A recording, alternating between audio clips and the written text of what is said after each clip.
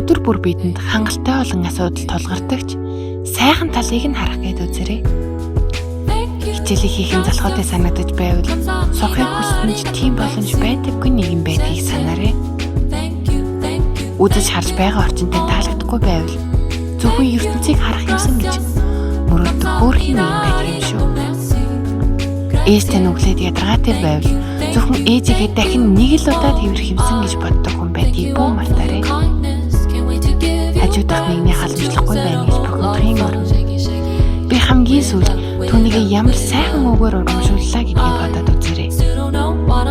Гэр тань, улс орон тань, амьсгалах агаар гээд бид бүгдийг нь муулж шөмжилж болгоч баярлаа гэж хэлсэн тэр мөчөөс эхэлж таны хувьд өчүүхэн байсан зүйл хэн нэгний хувьд эрхэм зүйл байж болохыг дагах болно. Баярлаа гэж хэлсэн хүн дээр нар илүү мөн